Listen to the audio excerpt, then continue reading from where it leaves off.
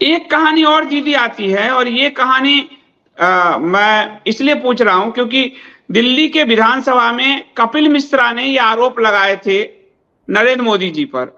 कपिल मिश्रा जो अब भाजपा में आ गए हैं, तमाम आदमी पार्टी में थे, और मैं नहीं चाहूंगा कि महिला का नाम लिया जाए, उसकी स्नूपिंग का, उसके स्नूप गेट का आरोप लगाया गया था। हालांकि कोर्ट में ले गया था जो प्रदीप शर्मा, और बाद में शायद कोर्ट ने खारिज कर दिया, मोदी जी के पक्ष में ही फैसला आया था। लेकिन ऐसा कुछ जांच में आपको आया था उस समय? बहुत रंगीन कहानी है। कुछ एक उसके हिस्से तो अलग अलग जगह से मिले, कुछ एक बातें मोदी जी से भी मैंने पूछी थी क्योंकि उस वक्त बहुत चर्चा में था। तो कहानी यूं है कि वो ताजी कहीं से आर्किटेक्चर का कोर्स करके निकली थी, और जैसे एम्बिशियस लड़कियां कुछ होती हैं, अब आर्किटेक्चर का कोर्स करना है तो जाओ किसी सीनियर आर्किटेक्ट के साथ काम कर लो, नहीं वो चीफ मिनिस्टर के पास आती है कि मुझे कोई काम बताइए, मैं काम करना चाहती हूँ आपके संरक्षण में या जो भी। ये मोदी जी ने बताया। तो उस वक्त भुज का चल रहा था रिकंस्ट्रक्शन का काम, और वहाँ टाउन प्लानर्स की, आर्किटेक्ट्स की बहुत जरूरत थी, पर ये बच्ची सी थी, मुझे नहीं लगता कि इतनी अनुभवी रही होगी। परंतु मोदी जी ने इसको वहाँ के जो आईएएस ऑफिसर शर्मा थे, प्रदीप शर्मा या जो भी, तो उनके पास भेजा, और वो महिला ने उनके साथ भी कुछ रिश्ता इस्टेब्लिश कर लिया, और रिश्ता ऐसा इस्टेब्लिश किया जो मैसेजेस मोदी जी भेजते थे वो उन्हें दिखाती थी फोन पे, शो ऑफ करने के लिए, वो भी दिखाती थी। तो जो भी रहे होंगे उन्होंने डाउनलोड कर लिए प्रदीप शर्मा जी ने, और भी बहुत सी चीजें कुछ रही होंगी। अब मैं उस डिटेल्स में तो नहीं जाना चाहती। तो अब स्नूपिंग तो हुई है, इसकी तो डिटेल है, कॉल रिकॉर्ड्स हैं, सुप्रीम कोर्ट तक ये बात पहुंची। अब मोदी जी का कहना था कि वो तो मेरी बेटी जैसी थी, मैंने तो उसका कन्यादान भी किया, उसके पिता ने कहा मुझे कि ये इसको बचाओ उसके चंगुल से, तो मैंने तो कन्यादान भी किया। बताइए किया नहीं किया पता नहीं, पर ये तो स्पष्ट है कि घनिष्ठता थी, और कन्यादान वाली थी क्या किस वाली थी, तो इतनी स्नूपिंग तो हुई है।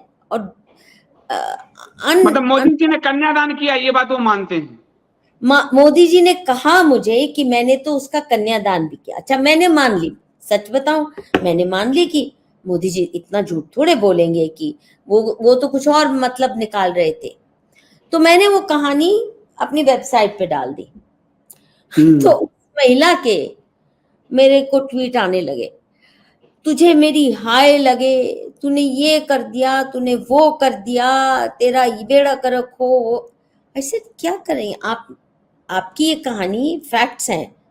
और वो ना जो प्रदीप शर्मा था उसको सिंगापुर ले जा रहा है, जापान ले जा रहा है, मतलब घुमंतु। तो जो भी एम्बिशियस लड़कियां होती हैं तो उनको अच्छा ही लगता है, वो भी पावरफुल है, वो भी सीनियर आईएएस ऑफिसर था, डिस्ट्रिक्ट का। मतलब प्रदीप शर्मा इन्वॉल्व था, वो झूठ बोल रहा है, वो इन्वॉल्व था उसमें?